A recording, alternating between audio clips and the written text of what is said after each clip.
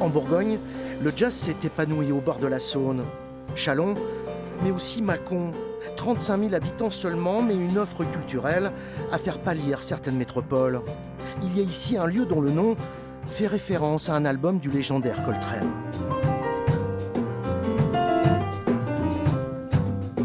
Nous sommes dans les années 90. De jeunes musiciens décident de fonder un club. Très rapidement, le Crescent va se faire un nom dans le milieu du jazz. C'est un lieu qui a été créé par des musiciens il y a bientôt 30 ans. Éric Pro, François Galix, Laurent Sarrien, et on a gardé vraiment ce fonctionnement-là au Crescent où les musiciens ont une place hyper importante dans le fonctionnement. On a construit le lieu ensemble avec la mairie et tous les autres partenaires publics évidemment pour arriver à cet outil-là. Et ouais, c'est un travail de longue haleine.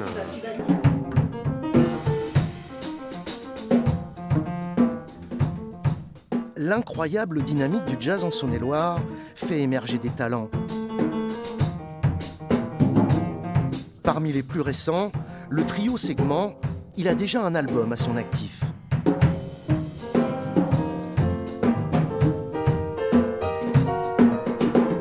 On s'est rencontrés au Conservatoire de Châlons en 2017.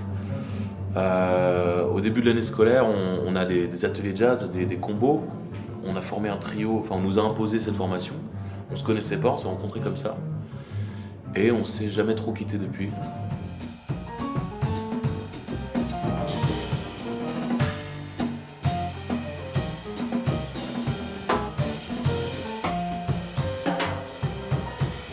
Alors qu'est-ce qui pousse la jeunesse à apprendre le jazz? Ça je sais pas trop. Moi-même je saurais pas dire comment j'y suis arrivé, mais je suis arrivé au conservatoire, j'ai vu ce nouveau monde s'ouvrir et je suis tombé un peu amoureux. Il y a quand même beaucoup de jeunes musiciens, de monstres. Dans le coin aussi, il y en a un peu partout. Il y a beaucoup de jeunes qui jouent ça. Ce soir-là, les jeunes musiciens bourguignons avaient la chance de partager la scène avec l'un de nos grands pianistes, Alain Jean-Marie. Il fut le premier artiste professionnel à se produire au Crescent. Il est un peu ici chez lui. C'est une musique tellement attachante, forte, puissante, avec toute une gamme d'émotions, de chaleur, d'humanité. Une fois qu'on la découvre et qu'on tombe dedans, c'est pour la vie. Il y a tout là-dedans, dans le jazz. La joie, la tristesse, la spiritualité.